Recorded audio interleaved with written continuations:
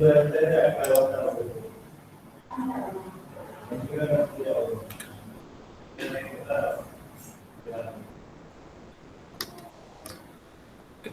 afternoon, all. Today we have second session by Dr. Sanjay Kumar Panda. So let me introduce about Dr. Sanjay Kumar Panda. Dr. Sanjay Kumar Panda is working as an assistant professor in the Department of Computer Science and Engineering at NIT Warangal, Telangana, India. He worked as an assistant professor and head of the Department Computer Science and Engineering at IIIT DM Kuntal, Andhra Pradesh, India, and also worked as an assistant professor in the Department of IT at BSCity Bulla, Odisha, India. He received a PhD degree from IIT ISM Dhanbad, Jharkhand, India, MTech degree from NIT Rourkela, Odisha, India, and BTech degree from BSCity Bulla, Odisha, India, in computer science and engineering. He received 18 plus awards from IEEE, IE, ISTE, CSI, NSNCC, and others, which includes 2 silver medal awards for the best graduate and best postgraduate in computer science and engineering and IEEE senior member. He has published more than 90 papers in reputed journals and conferences. He is a member of IEEE, IE, life member of ISTE, and life member of CSI. His current research interests include grid computing, cloud computing, fault tolerance, load balancing, and recommender systems. He delivered more than 60 invited talks and chaired sessions in many national and international conferences. He acted as reviewers in many reputed journals of IEEE, Elsevier, Springer, and Hindwai, and many reputed conferences. He also served as guest editor in many international journals. So, on behalf of GIT University and online AICT training and learning program, faculty development on AI, machine learning, and deep learning for the duration 22nd to 26th February 2021 and organized by the Department of Computer Science and Engineering, School of Engineering and Technology, JIT University. We all welcome to the today's speaker, Dr. Sanjay Kumar Panda. So now this platform is yours, Sanjay Panda sir. Thank you. Thank you very much, Gopal sir. Welcome, sir. I hope my screen is visible. Yes, sir.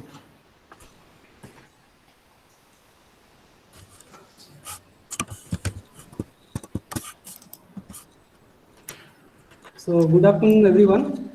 First of all, I would like to thank Professor Raghavendra Kumar and Mr. Gopal Krishna Patra sir, Mr. Chandrakant Mahanti sir, and Professor Dr. Brajo Mishra sir, giving me an opportunity to speak in this workshop, especially in the session 2, regarding one of the basic topic of artificial intelligence, that is agents, environments, and problem formulation.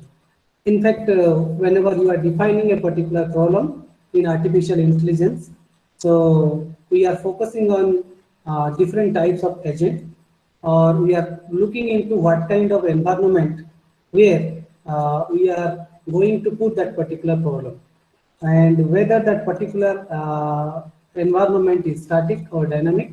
Similarly, we can see whether there is a single agent which is working in that particular environment, or multi-agent is working, multiple agents are working in the same environment, and different types of problems exist in the artificial intelligence and machine learning domain. So some of the basic problems that I am going to discuss in today's talk. So these three are the subtopics for today's talk. We will see about various types of agent. We are especially going to see different types of agent, like simple reflex agent, another is learning agent, another is agent with state, another is goal-based agent, various types of agent. Then we are going to see different types of environment, different types of performance matrices, which is required to evaluate the performance of a particular agent. Then I will tell you about a couple of problems associated with artificial intelligence. So let us start with the very basic one. So here you can see a picture in which human is considered as an agent. So I hope it is in full mode screen. Somebody is saying full mode screen. Is it not in full mode? Gopal sir? Yes, sir, it is in the presentation mode. Okay, thank you. So here in this slide, you can see we consider human as an agent, right? Here you can see this part we have agent, and this part we have environment, right? So how a agent is looking to the environment is called as the perception of the agent. Like here you can see this agent is looking into a particular environment, and through perception it is getting some details about that particular environment. And how this agent is going to see a particular environment? Through its sensors. So each and every agent has some kind of sensors in which it can perceive a particular environment. Like if you see human is an agent, then we can say we have eye so that we can see, ear so that we can listen, or we can means smell. Okay, these things are called as our sensors. Okay, so once we are perceiving a particular environment, we are applying a set of actions into the environment. And how we are going to apply these actions in the environment? Through the actuators, or we call it through the effectors. So what kind of effectors we have? We have hand, we have leg, we have mouth so that we can shout, and other body parts are considered as the effectors, or we call it as actuator. So in order to define any type of problem, first you have to see what is a agent, what are the different sensors that the agent have, and what kind of effectors or actuators the agent can apply in the environment. Let us see another example. If you see robotics, or you consider robot. Robot is an agent. So what kind of sensors a robot has? It has camera. It has a infrared range finder. Okay. Through these cameras, it is going to identify whether any object is there in front of that particular robot or not. And through effector, it can change its direction. Suppose a robot is present in one location. In that location, suppose you are giving some instruction to reach another location, which is the destination for that robot. So a robot can move from the source to destination, okay, through various effectors. Like it can take a decision if there is an object present in front of the robot, then it can come towards right, okay. Then it will come down and it will overcome that particular object. So in this manner, it is going to reach to the destination D, right? So each and every agent should have a set of sensors and set of actuators. That's why the definition of agent says that an agent is anything. Agent is not like a machine, or agent is not like a human being. Agent is maybe anything. You can consider hospital management as an agent. You can consider a particular game as an agent. That is also an agent. So agent may be anything that can be viewed as a perceiving its environment through the sensors and acting upon the environment through effectors. So that is the basic definitions of the agent and sensors and effectors. Now you can see there are various types of agents are there based upon different characteristics.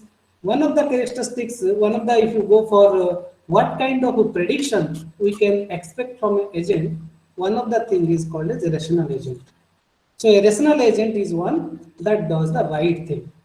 If an agent do a right thing in a right place, then we call that one as a rational agent. So what is the meaning of this right thing? For example, if you consider a student case, I will say a student is rational if he is doing the right thing. Then what is the meaning of right thing? So this right thing is based upon the performance of the student. Whether the performance may be with respect to academic, whether the performance may be with respect to the extracurricular activity. The performance may related to the social work. So due to, by looking into the performance measure, we can say the agent is doing the right thing, right? For example, if you consider the same example, human as an agent. Suppose you are walking in a particular street and in front of you, you found a snake, right? So what you will do, through your effectors, legs, or through mouth, you can shout, okay? Or you can change your direction either towards the left or right or towards back through the effectors, just like our leg, okay? So at that particular point, if you are taking a right decision, then we call that one as a rational agent. And we'll say that right action is the one that will cause agent to be most successful. So for example, in hospital management, our objective is to make the patient healthy. Or this, if a person is walking in a street, we'll make that the agent is going to reach the destination in a safer way. Or you are driving a particular car, so I'll say you will reach the destination without violating the traffic laws. Or you can say without violating without facing any kind of accident, or without consuming more fuel. So such type of things you have to consider where you can measure the agent's success, then only you can call that one is a rational agent. So these parameters will tell you whether a particular agent is taking the right decision or not. So now there is a question arises, how you are going to evaluate the agent's success? You have identified a particular agent, you know in which environment it is working, but how you are going to evaluate the agent's success? So in order to say agent is successful, definitely some kind of assessment should be there. Okay, like in our life also, we are calculating students' CGPA, SGPA, extracurricular activity, participation in other institutes competitions. Based upon that, we say that student is successful or not successful, right? So if you see this decision is depends upon whether the agent is successful or not. It depends upon two clauses. One is how clause, another is called when clause. Okay. Let us take an example. All of you know about the vacuum cleaner, right? The objective of vacuum cleaner to clean the floor. A dirty floor is there. So I have a vacuum cleaner. Through this vacuum cleaner, I want to clean the floor. So what may be the performance measure in this case? If I consider the vacuum cleaner is a agent, so one may say that how much dirt, okay, how much garbage the vacuum cleaner is going to collect within a time duration. Let it be 8 hours, or let it be 4 hours, let it be 1 hour, something like that. How much dirt it is collecting in the dirty floor, based upon that I will say whether that agent is successful or not. Okay. Somebody may say that I am not interested that how much dirt it is collecting, but I am interested to know how much electricity is going to be consumed. So this electricity consumption can also be considered as one of the performance measure to check whether the agent is successful or not. Similarly, somebody will say that the vacuum cleaner is creating noise.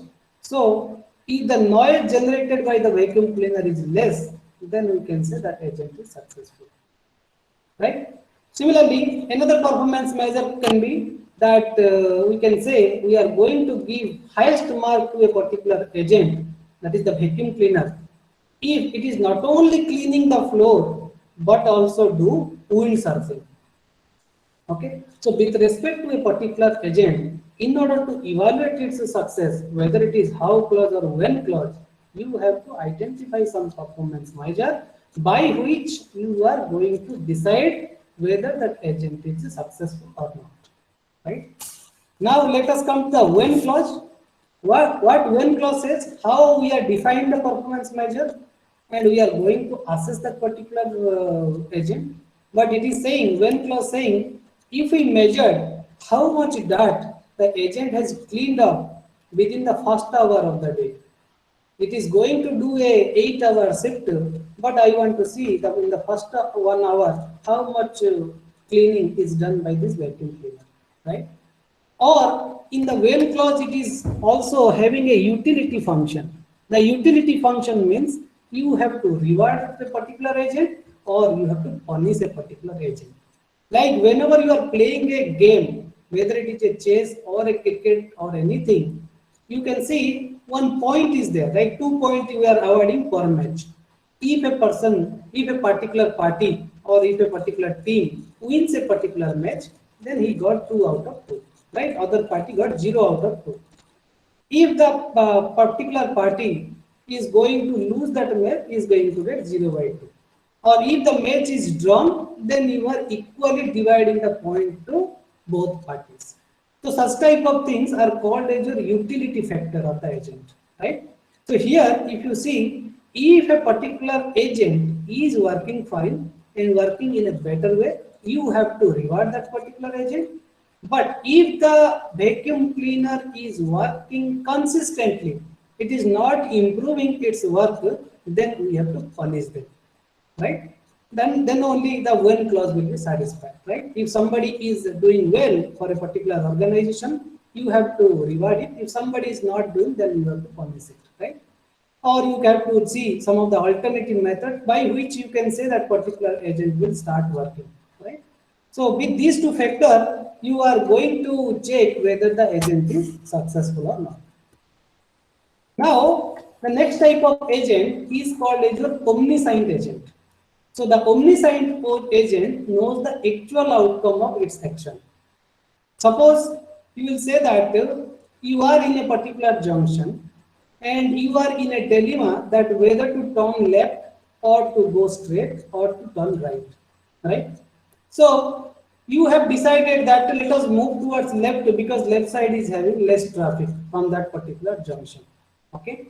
So if it is lead to your destination in a quicker way, then you can say you know the actual outcome. What you thought of that there is no traffic in that road, and in fact there is no traffic in that road, right? But always predicting the actual outcome of a particular action is not possible. That's why we say omniscience is impossible in reality. Whenever you are going from a source to destination, suppose your destination, your reaching time is 5 p.m., right? So it is not necessary that you will reach your destination by 5 p.m. Sometimes it may be little bit early, sometimes it may be little bit late, or it is too late also. So you do not know the actual outcome of the agent, right? But if you predict so, then that is called as your omniscience agent. Just like in artificial intelligence and machine learning, whenever we are designing a particular system, we want accuracy should be 100%. But actually, accuracy 100% is not possible in reality. So what we are putting? We are putting a benchmark so that we can evaluate a system whether it is close to that performance or not, right? Like here, a very interesting example is written that I want to cross a road when there is no traffic. So I have seen there is no traffic in the left side, there is no traffic in the right side, okay, and I am crossing the road. And I know when I will cross the road, when I am crossing a road, maximum time crossing the road is successful. Means the agent is rational, right? We know that we are doing the right thing because we are looking into left, we are looking into right, we are looking in all directions, there is no traffic. That's why we are crossing the road from one side to another side, right? But what happens? Suddenly you face some accident, right? You have observed the environment, but still you are going to face a particular accident. So here you can put a question whether the agent is rational or irrational. Or we can say, was I irrational to cross the street? The question itself says that if you say it is no, then it is not a rational agent, right? Rational agent is doing the right thing, but this is not the right thing. And omniscient agent is going to predict what kind of output is you are going to get. That is, you are going to face an accident, right? So sometimes what happens, some exceptional case may occur, right? So in this case, we are not saying the agent is not rational because the agent is taken the right step, but the actual outcome is different.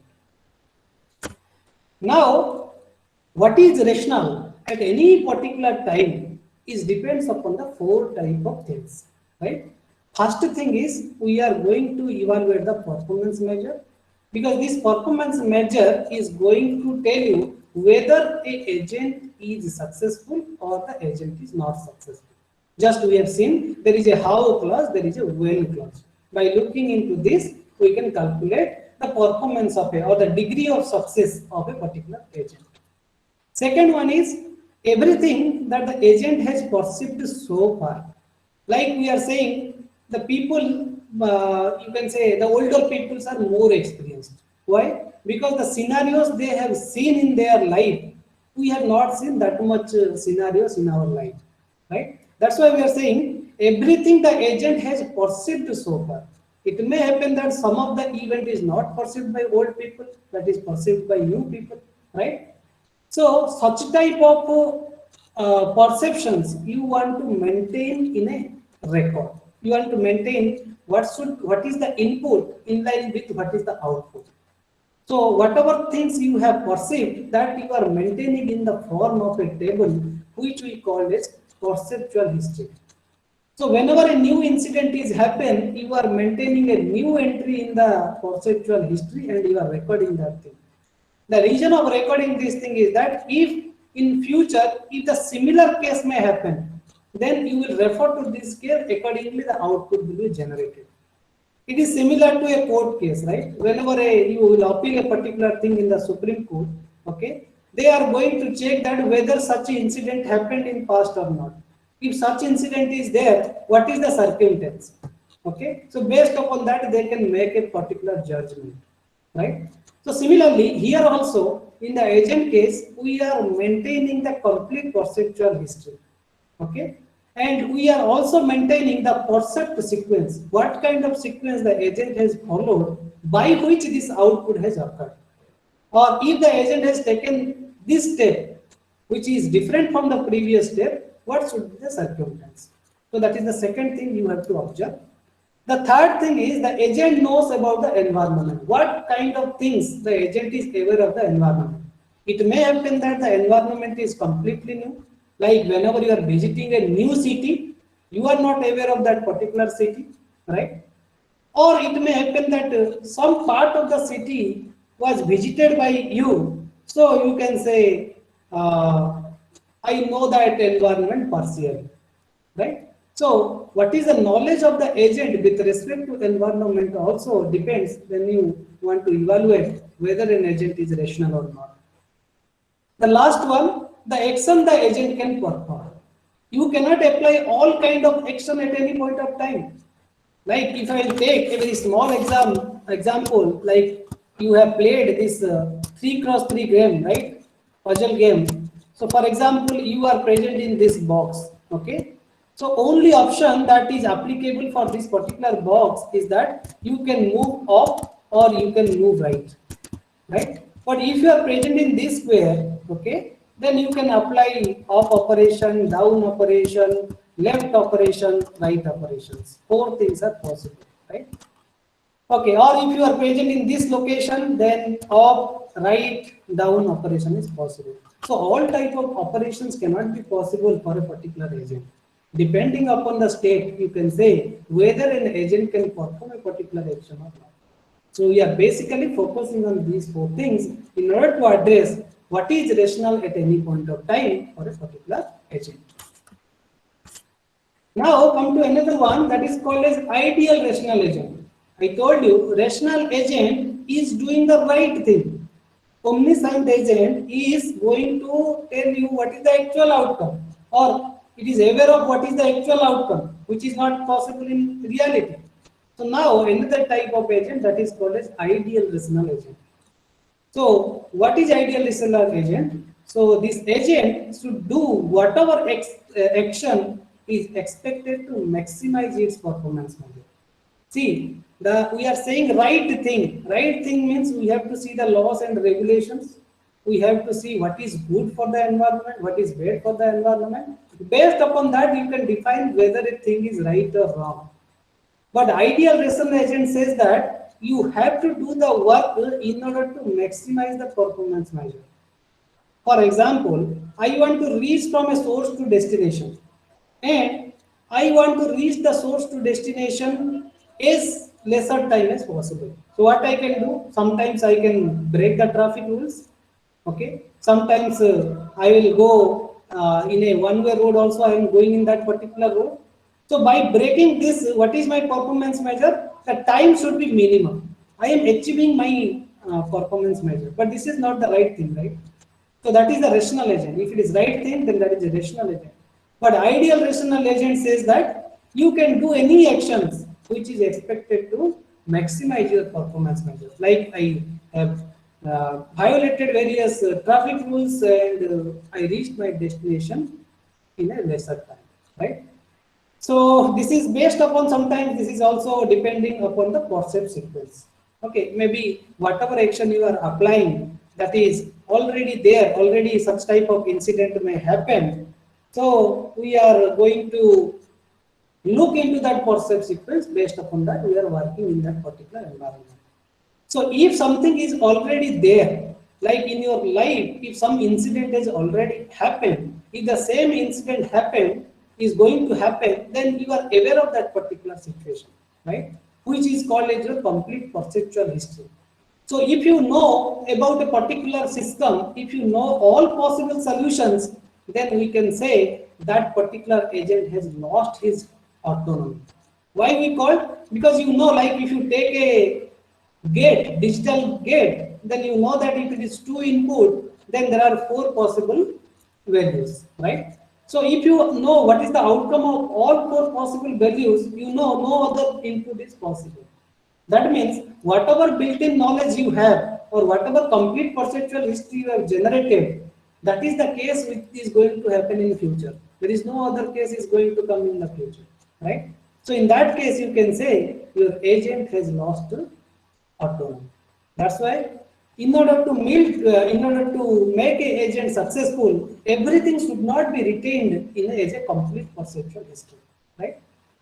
So next is your ideal mapping. The ideal mapping is done in between the percept sequence and actions. Means if you follow a particular sequence, what kind of actions is going to be happen? Okay, that is called as your ideal mapping. Specifying which action an agent ought to take in response to any given percept sequence provides an agent for an ideal agent, right? So what kind of actions you are going to apply with respect to a particular response?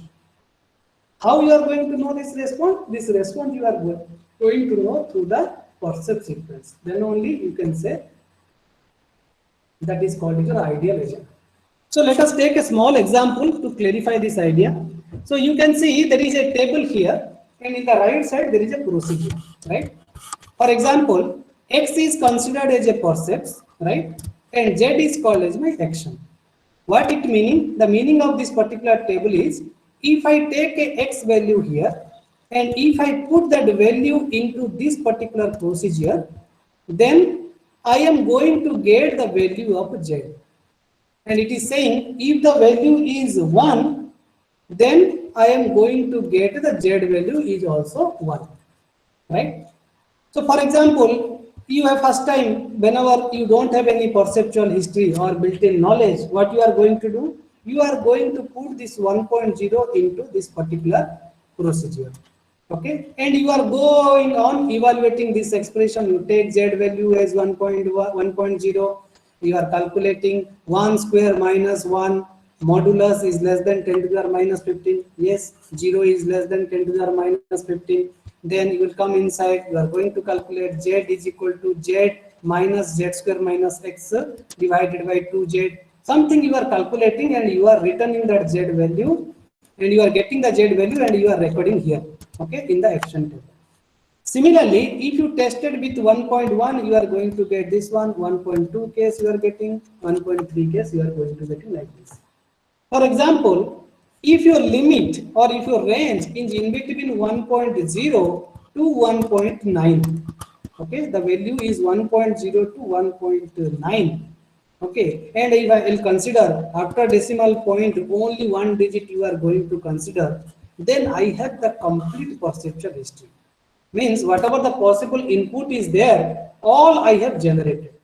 If you have generated this complete perceptual history in the range of 1.0 to 1.9, and after decimal point you are going to take only 1 digit, there is no need of this procedure, right? In the next time, if somebody will tell what is the action for the percept 1.5, you are going to tell 1.22474487139158 without looking into this procedure.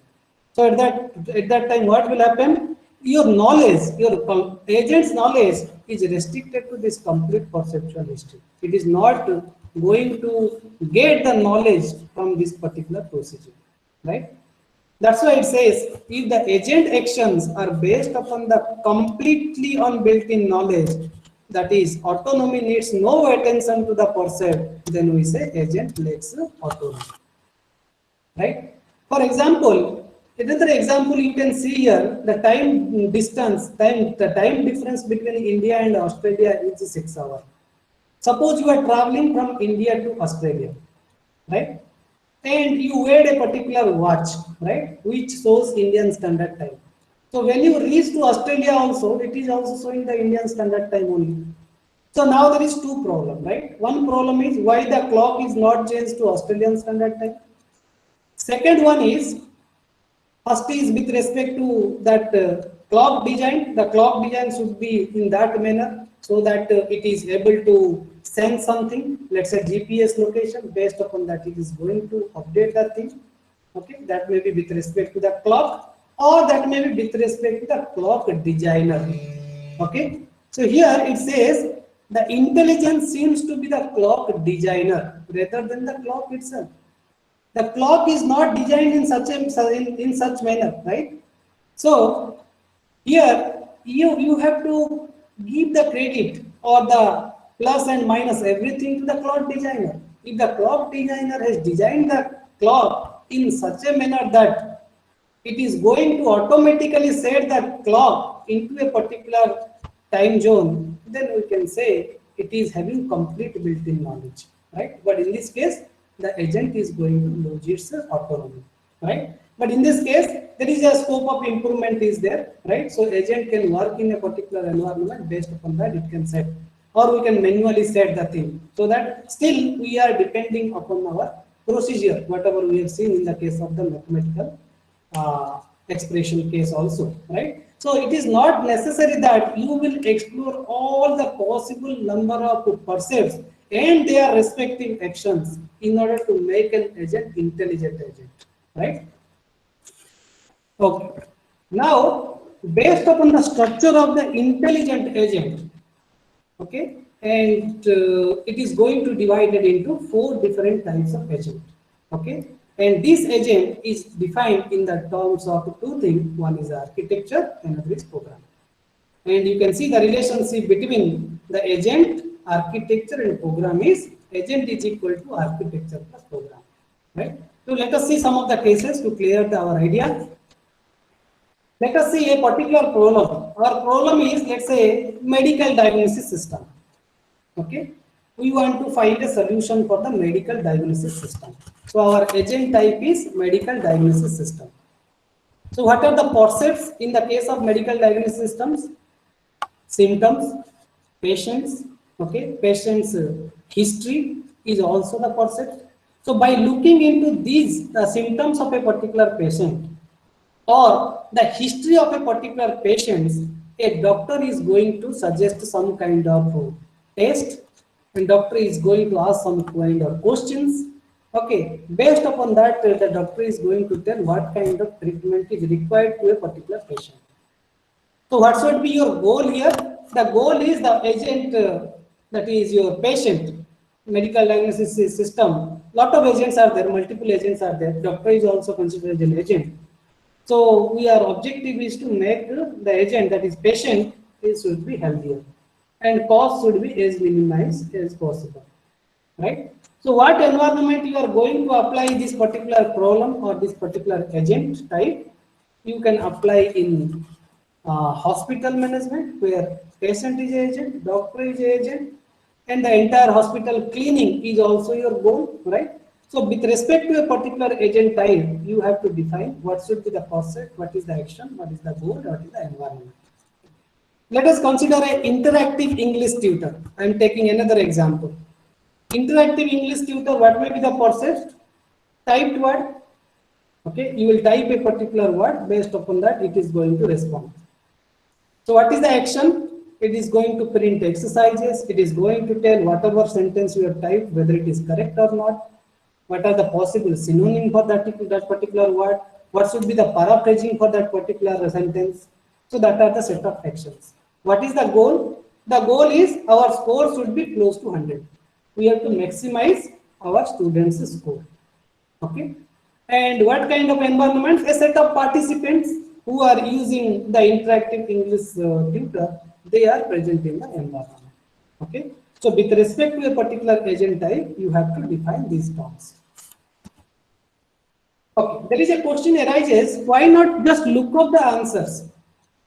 Like I told you, if you have a 2 input gate, you know that is 2 to the power 2, 4 number of combinations are there. If you explore 4 combinations, then the entire history with you. So once you get the percept, you can look into the action and you can inform that, right? So, but it is instructive to consider why this proposal is doomed to failure. For example, if you take a very small example, suppose you consider you have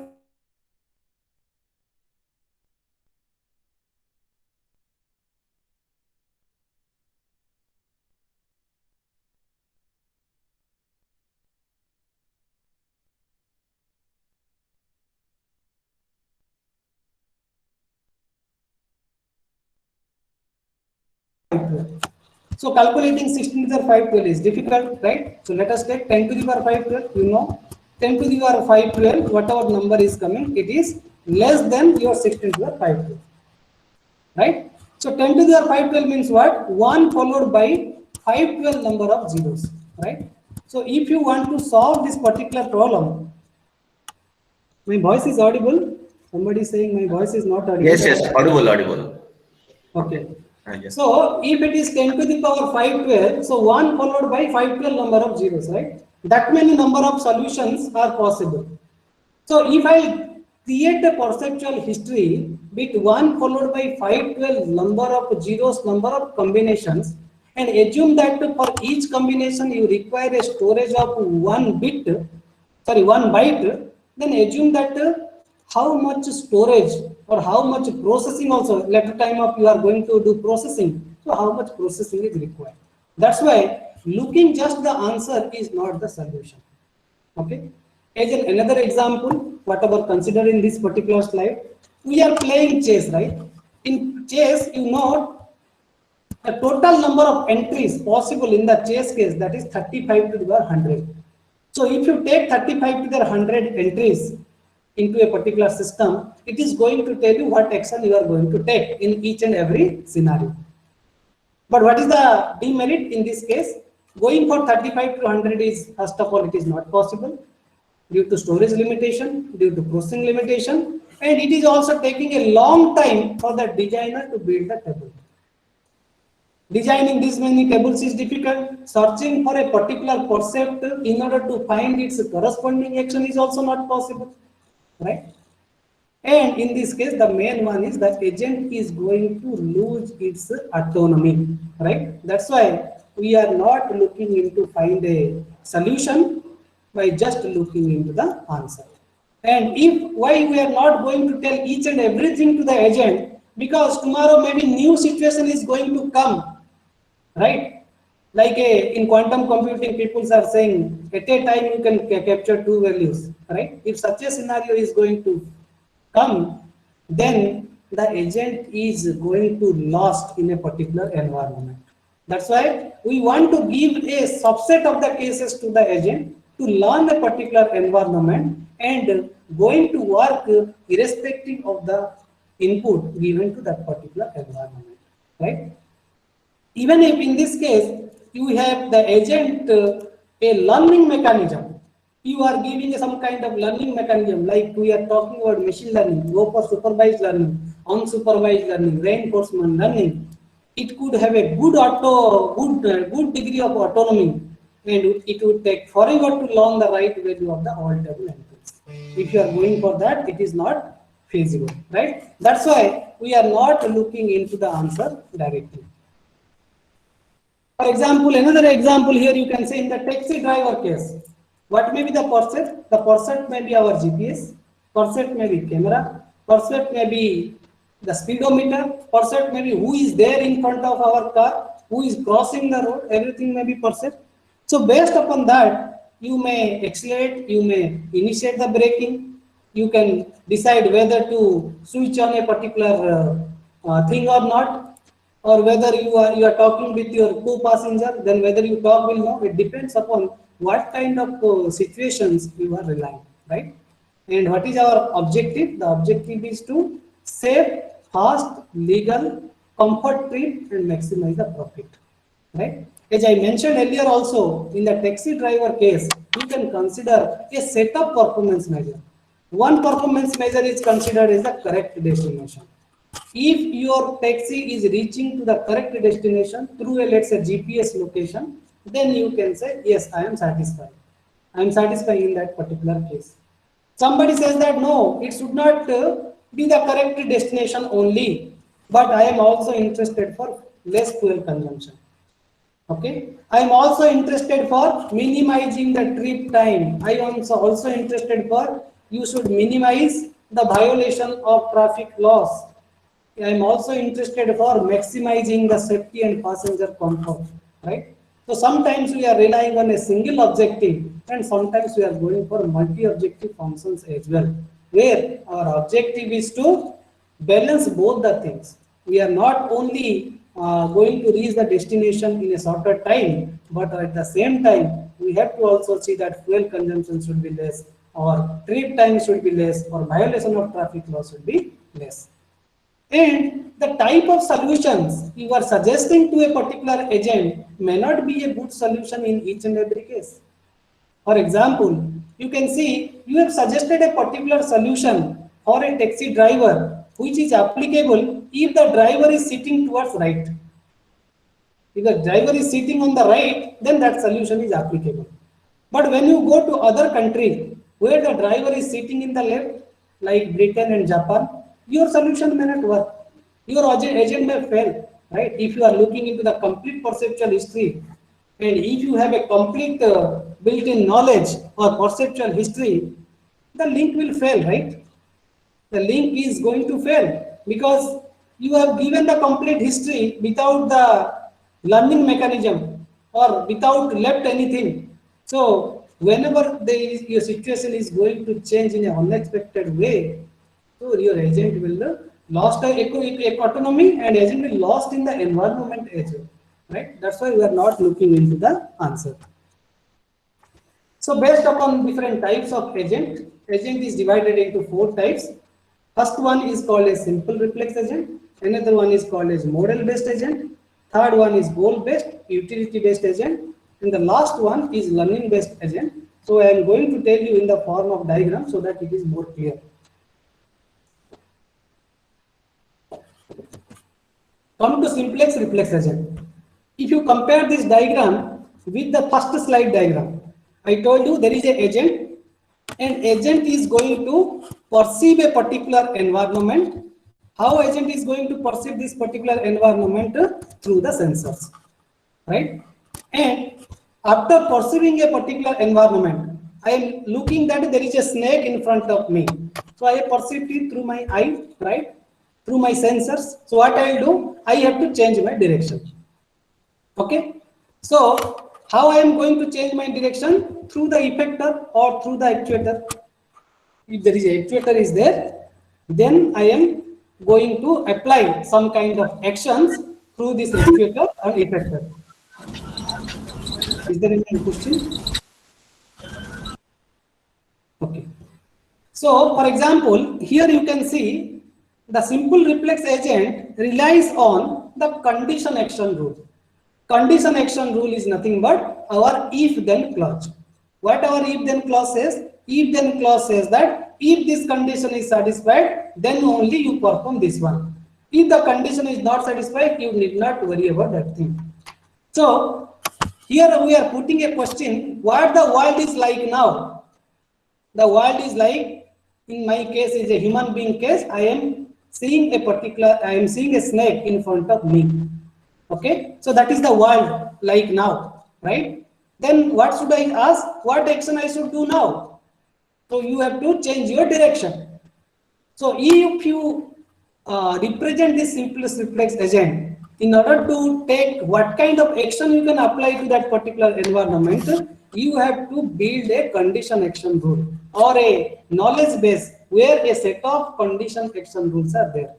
So if I write in that, if there is a snake in front of me, then change the direction. Okay, or move towards the reverse direction, something like that. So in our taxi driver example, you can see if car in front of me is braking, then I have to also initiate braking by assuming that there is some obstacle in front of that particular car. Okay, but what is the disadvantage here? The disadvantage is that it will work only if the correct decision can be made based upon the current perception. For example, in car in front of me is also initially braking because it want to it want to park somewhere for the passenger want to take some food, right? That may be also case. So in that case, what happens? You will also initiate braking, but the reason of initiate braking is not successful, right? So simple reflex agent works by finding a rule whose condition matches the current situation. What is the current situation? The current situation is depends upon your percept. That is X, what we have seen, X. So what action we are going to apply, that purely depends upon the current situation.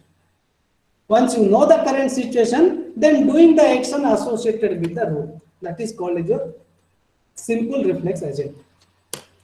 But now let us see the second type of agent, that is called as reflex agent with state.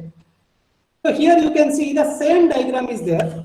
Agent is there, environment is there, agent is perceiving through the sensors, agent is working in the environment through actuator. There is also the same question, what the world is like now, what action I should do now, and what action I should do now also supported by your set of condition action rule.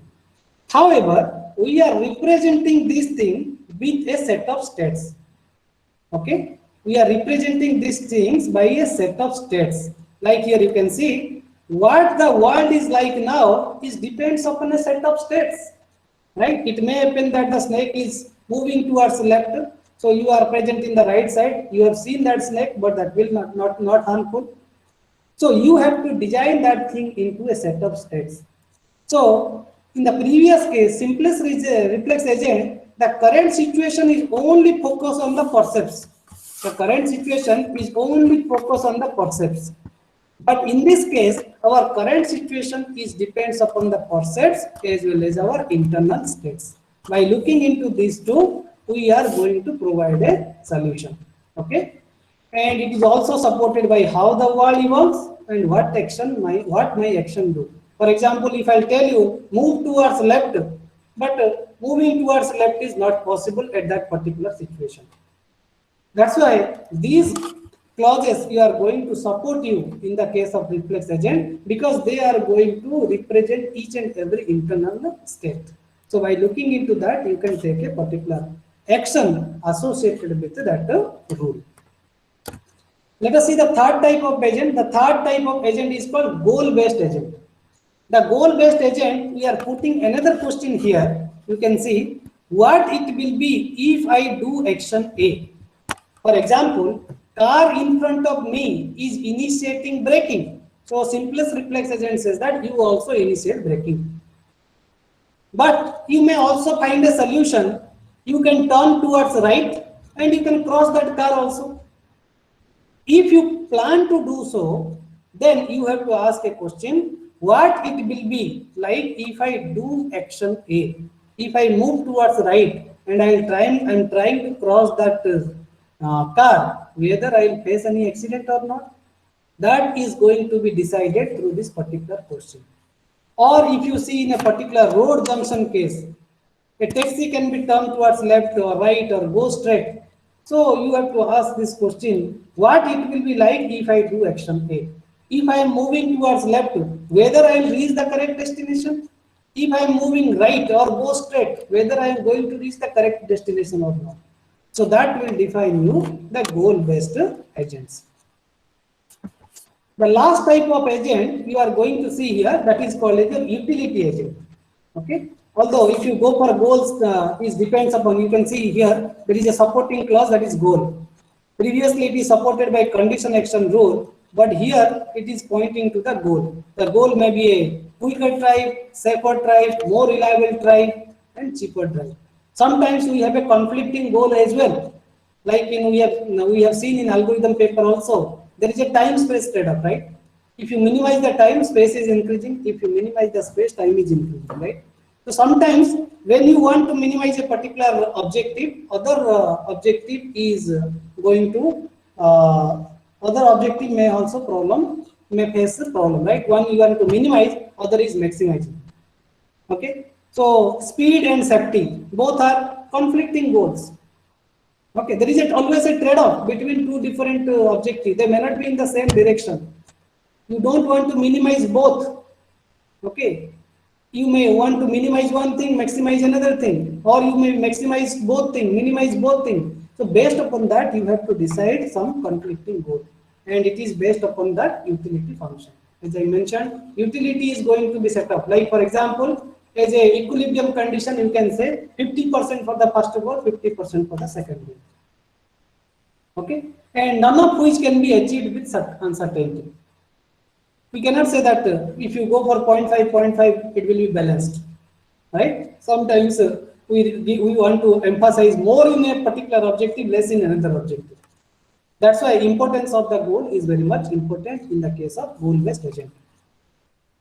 The next one is called as your utility-based agent. Here we are putting another question by introducing the utility function, that how happy I will be in such state.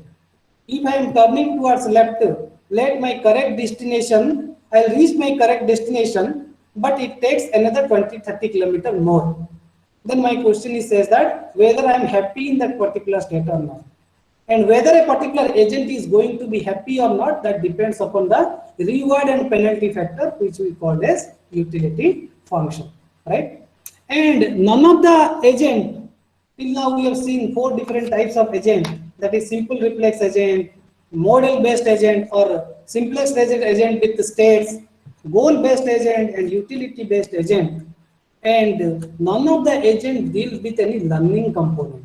That's why the last agent is called as learning component. So in learning component, what we are doing, there is a especially there is a learning component is there, and this factor is going to be changed based upon the feedback received from others. Like in the machine learning also, you are updating a particular model by taking a feedback, right? So it is taking the feedback from the critic, whatever the suggestion they are giving, right? So they may give, critic may give the feedback regarding that what are the performance of that particular agent. Based upon that, the learning element may be updated.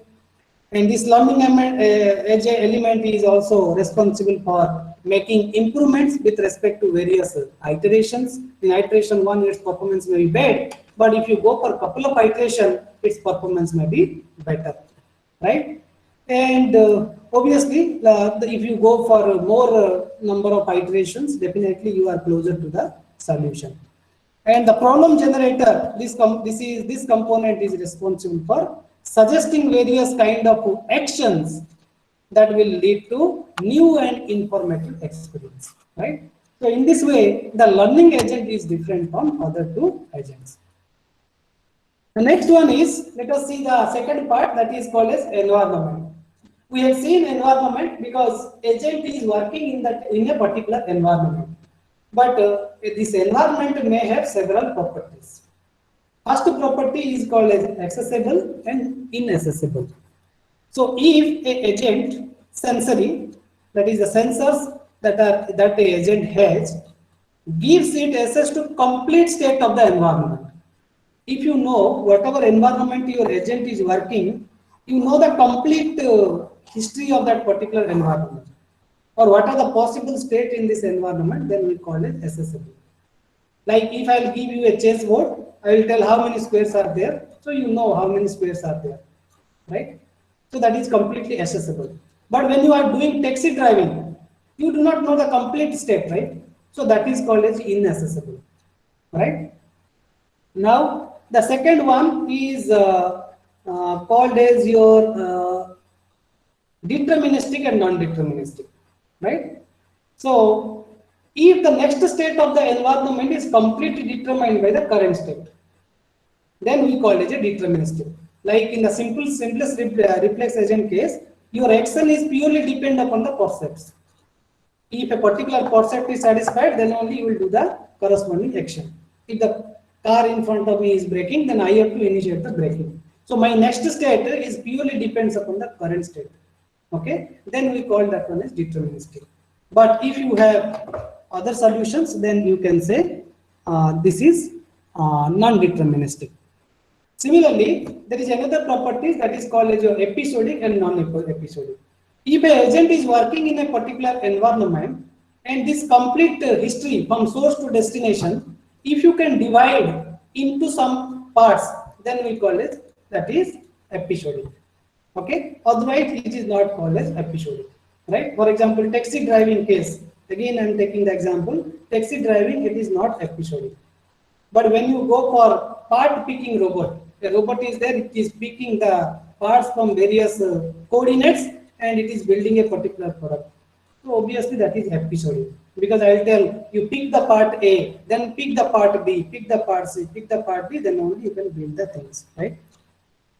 Then obviously the environment may be static, it may be dynamic, because if it is you are going for a multi-agent environment, when an agent is moving in that environment, other agents also they are moving into the environment, right? So the environment is not static, or all the objects that are present in the environment is not static. Based upon your steps, they are also taking the step, right? So you have to divide. If the environment can change while an agent is deliberating, then we are saying that is a dynamic environment. If it is completely same, then that is a static environment. Similarly, you can say discrete and continuous. You know, chess game is our discrete and taxi driving is continuous. And one of the hardest case of the environment is if it is inaccessible, it is non-deterministic, if it is non-episodic, it is dynamic, if it is continuous. One of this type of example is a taxi driving. Taxi driving case, it is completely hardest case, right? Because it is inaccessible, non-deterministic, non-episodic, dynamic, and continuous. So here you can see a couple of examples in which you can see whether it is accessible or deterministic, episodic, or static and discrete, right?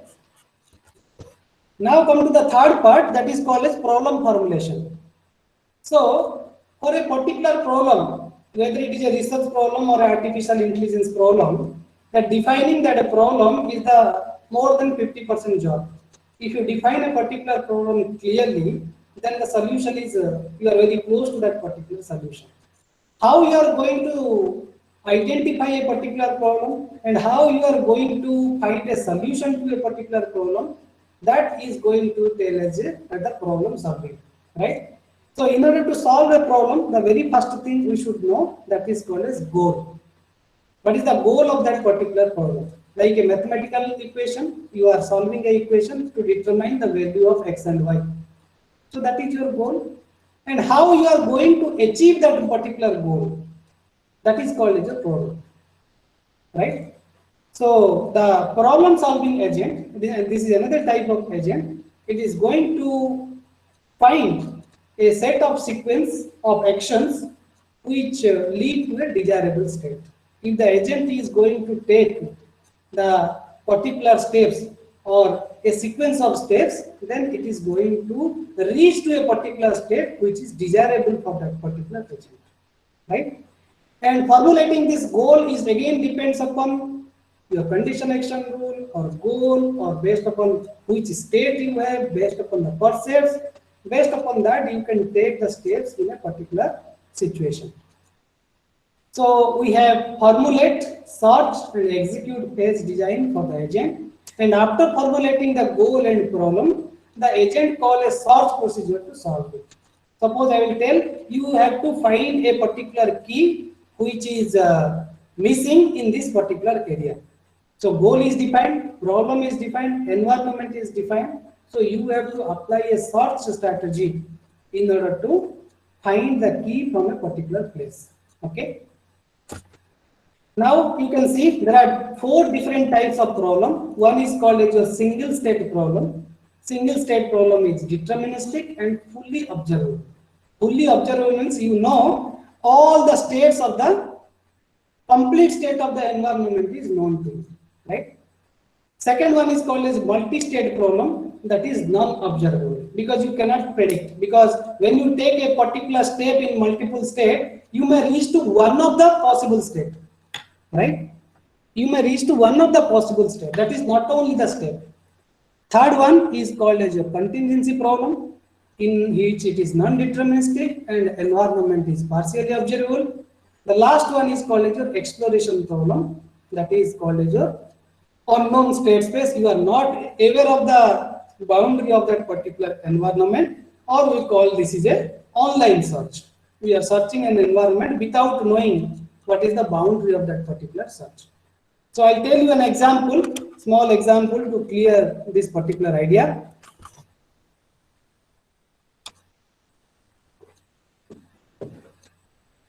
So let you consider a particular room and assume that or that room we call as world. That world contains 2 locations. Okay, and each location may or may not contain the dirt. The garbage things are maybe there in one room or in the both locations, or in a room we have 2 locations. In both locations maybe there is a dirt available or may not be that is dirt available in that particular location. So the agent may be in one location or the other. The agent may be present in one location or the other location. So what are the possible steps? For example, if you see, this is the world, right? Or a particular room, it is divided into 2 locations. That will be left location and right location. Okay. We told, we have informed you, it is mentioned here that, or the agent is informed that the dirt may be available in the left part or it may be available in the right part, right? Or it may not be present in both parts as well. So if you see this situation, you have total number of 8 possible steps. Okay, 8 possible states are possible here. So the agent has 3 possible action. What agent can do? If the agent is present here, the agent is going to be in the same place, or it can be moved towards the right, or it can apply the sock operation to collect that dirt, right? These 3 things are possible. So let us see the visual representation of the 8 states. So let us revisit the vacuum cleaner problem. So there is a vacuum cleaner, dirt is available in either side, so that is possible. Or the vacuum, both side dirt is available, vacuum cleaner is present in the right side, vacuum cleaner and dirt is present in the left side, they are present in the opposite side. Okay, or the reverse case of 3 is your reverse is 6, and 7, 8 is the our goal state in which the vacuum cleaner is present in the left or right side, and there is no dirt in your current side and your opposite side, right? So our goal is nothing but reaching the state number 7 and 8. See, in this context, I will tell you what is a single state problem, what is a multi-state problem, what is a contingency problem, and what is a exploration problem. For example, you are present in state number 5. Okay, if you are present in state number 5, so what are the options you can apply? What are the operations you can apply? You can apply 3 operations. One is left, another is right, another is soft operation. 3 operations are possible. So in the 5th step, if I'll tell you, you reach to either state number 7 or reach to the state number 8, because you know your goal state is 7, 8. What is the possible solution? There is only one possible solution, right? So you will be moved towards the right. Okay, that means you are changing your state from 5 to 6, and you are applying the sock operation. That means you are reaching to state number 8. You are moving toward the right. That means 5th step is now converted to the 6th step. In 6th step, you are applying the sock operation. So 6th is converted to 8. So that is called as your single step problem. Coming to the conformal problem, or we call as a multi-state problem.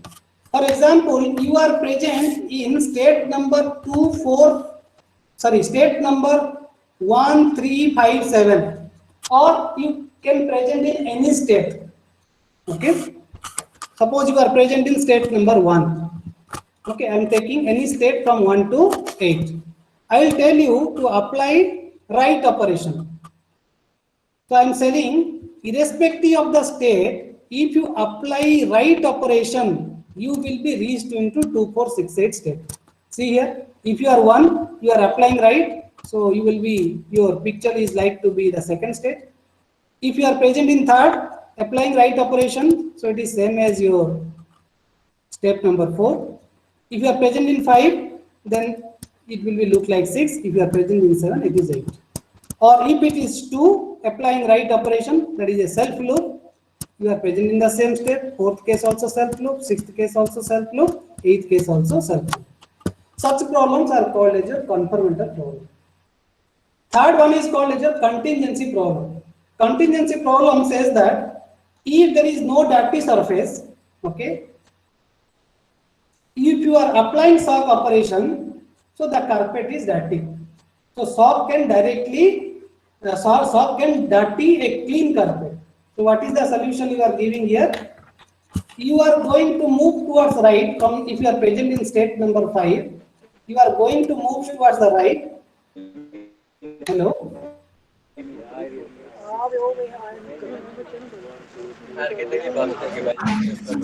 Hello. Navneet Kaur. Yes, sir. Sanjay sir, continue, sir. Navneet Kaur, please mute yourself. Yes. Thank you, sir. Okay. So what I am saying here, in the contingency problem, what happened? If you are applying right operation, okay, in the 5th state you are present, you are going to reach the 6th state. Assume that there is no dot, means you are directly reaching to state number 8, right? Assume that there is no dot. Or you present in state number 7, you are directly going to state number 8. So there you are checking, if there is that, then only you are going to apply the sock operation. Because if you are applying sock operation unnecessarily, so that can dirty a clean carpet. So such type of problem is called as a contingency problem. And if you have given a particular map in which I will tell you to find a particular location, so you are going to explore that particular map in order to find a particular location. Such type of problem is called as an exploration problem. Okay. So this is the complete picture with respect to a particular problem. If you see, this is the state space graph. So if you are applying left operation, if you are present in this state, then you will be in the same state only. If you are applying right operation, then you will be available in this state. If you are again, when you reach to this particular state, if you are again applying left operation, okay, if you are applying left operation, then you will back to your current state, right? And you can see there is a lot of self loops are also there, because some operations are not possible in all the states. And irrespective of the problem, you have to define 4 things. One is state, another is action, another is goal test, another is path cost. For example, in this case, the states are nothing but total states is you have 8 states, right? And what kind of actions you can apply here? You can apply left operation, right operation, sock operation, and in order to satisfy the objective of contingency problem, we are introducing another operation that is called as a no operation. Okay. And what is the goal test? There is no dot in the both location of the word. If in the left and right part there is no dot, then it is okay. And the path cost is 1 for action. I will tell you, if you apply a particular action, then the cost is 1. But if you are not applying any operation, then the cost is 0. So irrespective of the problem, you have to define these 4 things: state, action, goal test, and path cost. Now, in order to define a problem, or in order to define a well-defined problem, what you have to do? You have to check these things, right? Especially, you have to see what is the path cost from your source to the destination, right? So let me directly go through without going to this theory. Let me tell you a problem so that it is more clear. Come to a single state problem again. Suppose I am looking into a Romania map. In the Romania map, Arad is a particular city, right? And I want to apply a search problem in the Romania city. Okay. So my initial state in the Romania map is I am present in a city A, that is called as Arad. What is my successor function? The cities that are connected to a city A is called as my successors. For example, the city number Z and city number X, okay, city number let's say S, these three cities are connected to the city A in the Romania map. Then I can say these are the successor functions. So I can say you can go to Z, you can go to X, you can go to S subjected to the path cost. And what is your goal test? Our goal is to reach to a city B which is not directly reachable from A. Right? You can go to A to any other city and you try exploring. Like that you go on searching the things unless you reach to B. Or if you see our vacuum cleaner problem, if there is no DAT, that is our goal. So what should be the path? The path is the distance traveled from the city A to city B, okay, through some intermediate cities such that the total distance should be as minimum as possible. That is, you can see we are representing CXAY. That indicates you are going to calculate the step cost. You are moving from, let's say, in X city you are present, you are applying a particular section A in order to reach to a city number Y. So what is the cost incurred to move from X to Y? So that is your step cost you have to calculate. Okay. So by which you are going to, if you apply a sequence of actions, then you are going to find a solution. For example, Z is connected to again two cities, let's say M and N is connected to B. So one of the solution is A, Z, N and B. So in this way, you can reach to your destination. Now come to, there is a toy problem like 8 puzzle game. Suppose the start state is this one. The start state may be any state, but the goal state should be 1, 2, 3, 4, 5, 6, 7, 8. They should be arranged in this fashion. Okay, this is arranged in this fashion. So in this case, if you see the states is nothing but the integer location of the tiles. So they may be present in any random order, but our objective is to reach to this particular goal state. What action you can apply? You can apply the left operation, right operation, up operation and down operation. And all these operations are not applicable. I told you earlier also. Suppose you are present in this location. So only up and right is possible. Other actions are not possible. So what is the goal test? The goal test is you have to reach to this goal state. If you reach to this goal state, then it is called as it is satisfied. And what is the path cost? If you moving something in this particular start state, then you have to pay a cost of 1. Okay. So that's why I told you in each and every problem you have to define the states, actions, and goal test and path cost. And the optimal solution for this n puzzle family, where here n is equal to 8, but it is a generalized problem. If you go, it is an n puzzle family. It is a well-known NP-hard problem. It is also called as your sliding block puzzle game. Now see, let us see another problem. There is a robot, right?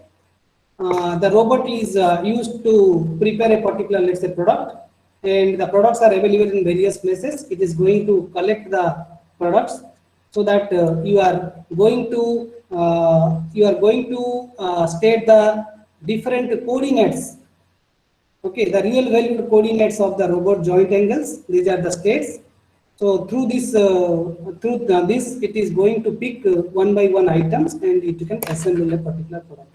So that can be also considered as a problem, and in which you can define actions, goal test, and path cost.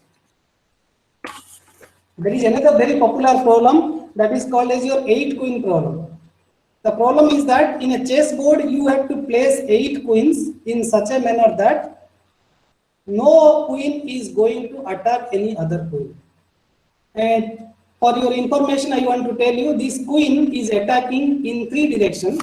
A queen can attack in the same row. It can attack in the same column, or it can be diagonally also attack. For example, you can see these two queens are available in the same diagonal. So one queen can attack another queen, right? So you have to place 8 queens in such a manner that none of the queen is going to attack.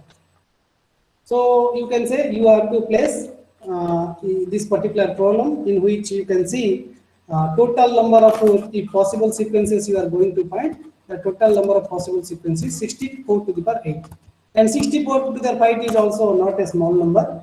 So it is not possible to go for all possible sequences. So one of the solutions provided by various researchers is that you are going to find a solution with only 2057 possible sequences. Okay, instead of going for all possible sequences to place the queen, only 2057 possible sequences if you take, you are going to find a solution. Let's say another problem that is called as a crypt arithmetic problem. In crypt arithmetic problem, the main objective is to replace your letters with digit, right? You can see in the left part I have letters, in the right part I have digits. You have to replace the letter with the digits in such a manner that the sum of these digits is same as the sum of this letter. Like I am saying 40 plain 10 is 60, where F represent your 2 in numeric, okay, or digit, O is 9, R is 7. So you have to design this crypt arithmetic such that this solution holds. Okay. So there is no path cost here, because if somebody may take F is equal to 2, somebody may take F is equal to 3 or something like that. Okay. Somebody may take any solutions, right? But yeah, you may choose F is equal to 2, another person can choose F is equal to, let's say, 1 or something like that. In that case also it is satisfied, right? So all solutions, whatever you are suggesting, that is equally valid. There is this problem already we have discussed, so I am not going through it, the vacuum oil problem. The next problem is called as a missionary carnivals problem. So there is 3 missionaries and there is 3 carnivals, right? And carnivals are the persons, they eat the other human beings, right? So they are present in one side of the river, and there is exactly one boat, and they have to cross from one side of a river to another side of the river. And the condition is that at any case, the missionary in one place should not be outnumbered by the carnivals in that place. If carnivals are more, they can attack the missionaries and they can eat the missionaries. So if you want to design this particular problem, the state space is like missionary, carnivals and boat, where 1 represent the boat is present in one side, 0 represent the boat is present in other side. Okay. Our goal test is all missionaries, carnivals and the boat should be present in one side, and there is no missionary in the boat, there is no carnivals in the boat. It indicates that they have crossed that particular river. So if you find a particular solution for this particular problem, so this is the solution you are going to find. Because the time is limited, I am not going to the solutions. You can try. First, you can move 2 carnivals to the right, then 1 carnivals back to the left, because you know that if you send 1 missionary, if there are 2 carnivals are there, it is outnumbered. So these carnivals can eat the missionary. That part is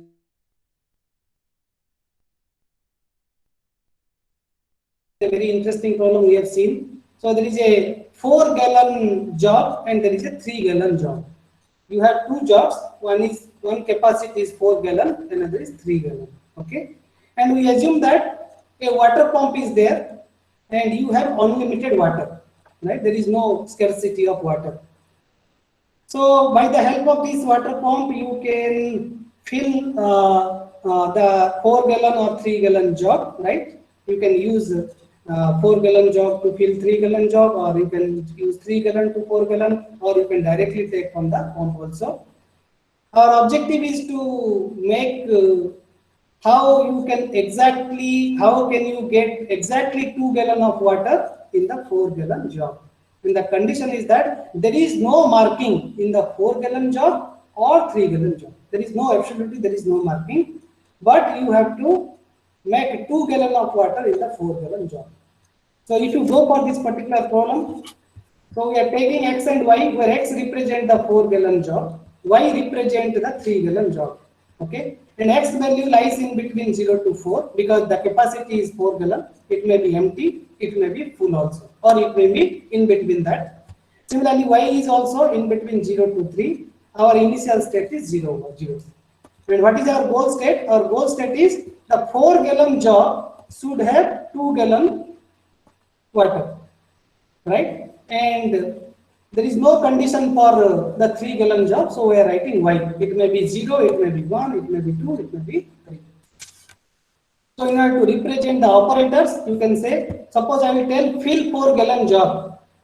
So your output should be 4 and y. So 4 gallons should be full, and we are silent about the 3-gallon jug, right? Similarly, fill the 3-gallon jug means 3-gallon jug is having 3, but we are not saying anything about the 4-gallon jug. If I tell you empty 4-gallon jug to ground, the 4-gallon jug, the x value is 0, y value we are silent. Empty the 3-gallon jug means 3-gallon jug is 0 and 4-gallon jug we are silent. Similarly, you can design a set of states for the water jug problem, and if you follow this particular process, you are going to find you are going to reach in a state where there is a 2-gallon of water is there in a 4-gallon jug. So similarly, there are a set of real world problems are there, right? Root finding problem is one of the problems, is a very important problem where we are defining the states, we are calculating the path cost, we are saying different types of operators. Apart from that, the traveling salesman problem, or in the VLSI layout also, you are going to find the channel routing, okay? And the cell layout, there can also be a problem that is associated with the real world problem. Robot navigation, assembly sequencing, they can also be considered a real world problem.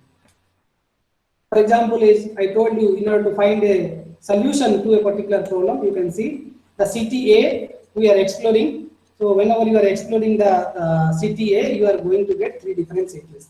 Again, you have decided out of these 3 cities, I have to choose this one. From there also, there I can explore other cities, right? So when I explore these cities, you have to keep in mind that the same city will again come. Means A is neighbor of S, that indicates S is also neighbor of A. So you have to ensure that there should not be any self loop whenever you are finding a particular solution to a problem. If there is a self loop, then you are going to find your solution, and you will never reach to a solution where you can get the values, right? Or you can reach to the end of the states, right? So there are many ways to represent the nodes. Nodes means different types of states we are representing in the nodes. And this node is nothing but a data structure that consists of 5 different components. The first one is state. We are representing a particular situation as a state.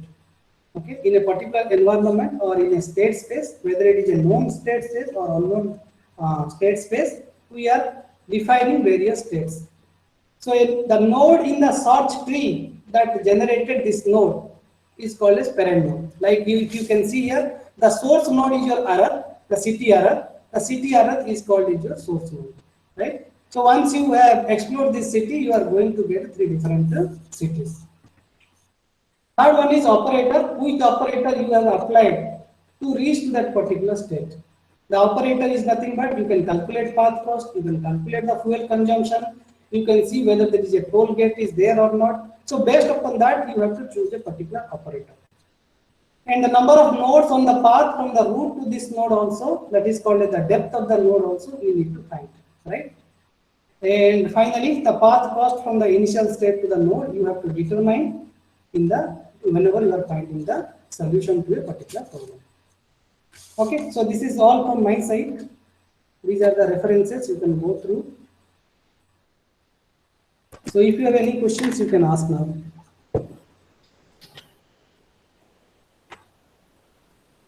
Thank you, Professor Sanjay Panda. Now is the time for the question answer round.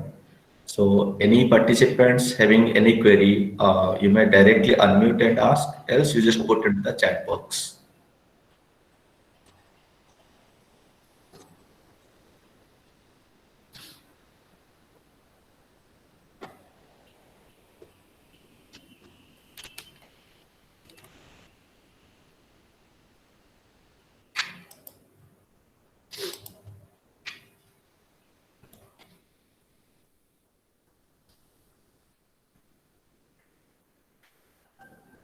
I think the session is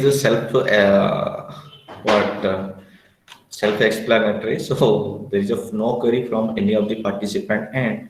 If you have any question in later point of time, you can also note down my email ID. If required, you can contact me afterwards also. Okay.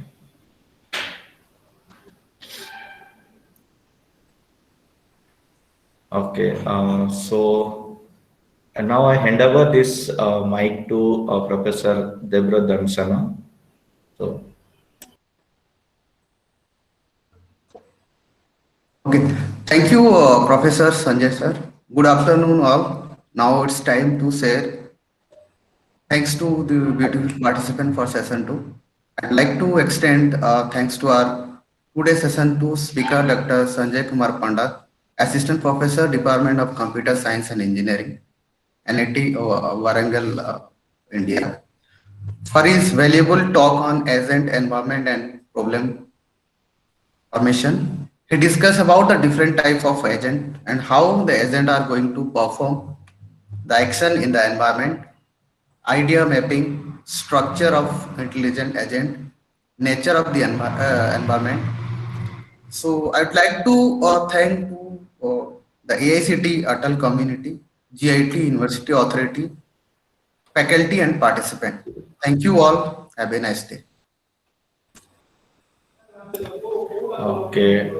Thank you, Professor Debra Dansana. And now I request all the participants, please turn on the video. We have a photo session. And meanwhile, like the tomorrow at 9 to 10:30 first session for the day 2, then 10:40 to 12:10 second session, 3:30 to 5 third session. The schedule already shared with in your mail ID as well as the WhatsApp group. So I request all participants to join before 10 minutes to each session with the same Google Meet link. Okay. So Mr. Gopal Krishna sir, is yes. there any feedback link supposed Yes. to be session wise or day wise feedback? Yes. The attendance already we are monitoring from our end, madam. Attendance, no problem, sir. Feedback Yeah. link for session wise or day wise? Everything will be said to you all at the last day of the session. Ma'am, feedback link, we are not requiring the feedback link for each and every session. At the end of the session, we are going to take the feedback. Okay. Okay. So, Sanjay sir, please stop sharing so that we have a photo session. Okay. Thank you, Sanjay sir. Namaste. So, the photo session, please turn on the video, all the participants. Actually, I was in class when you were. Okay. No problem, sir. No problem, sir. Extremely sorry for it. No problem, sir.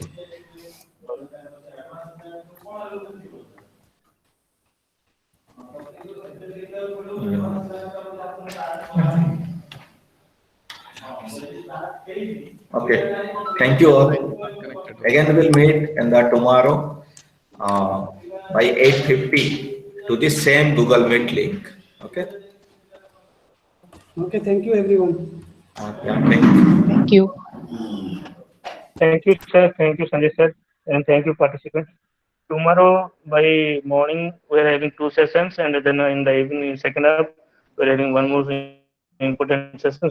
So all the as our attendance committee has